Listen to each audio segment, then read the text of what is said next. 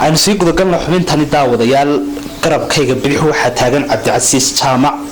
cabdicasiis waxa uu soo bandhigayaa uu doonayaa barnaamijkan dhacdooyinka inuu kaga qayb qaato sidaad horeba kusoo maqasheen waxyaabo ilaahay hibo u siiyey oo uu jidhkiisu samaynayo.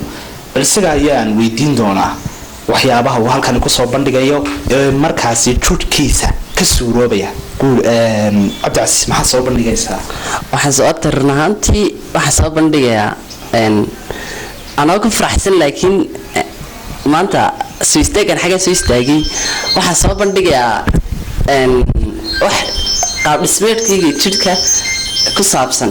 gartay aan guuleed ku weydiiyo waxaa tiri waxaan soo bandhigayaa wax ilaahay hibaysiiyo qaab dhismeedkayga jidhka ku saabsan. maxay yihiin?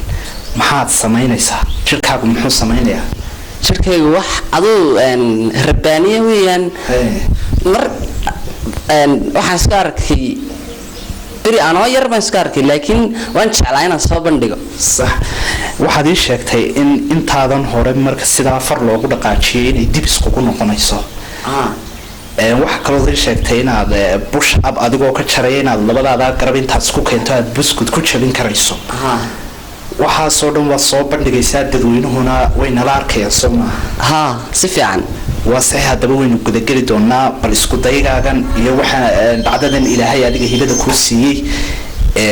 waxaad usoo aragteen mucjisooyinkaasi cajiibka ah ee uu sameynayay cabdicasiis. waxaad arkayseen inuu fartiisa inta uu laabtiisa ku gujiyay dabadeedna ay dib iskugu noqonayseen. waxaad arkayseen in labadiisa garab ee dambe uu ku jabinayay buskudkaasi.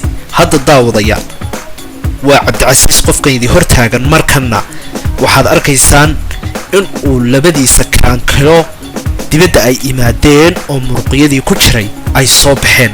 waa mucjiso rabbaani ah oo ilaahay cabdicasiis ku manaystay.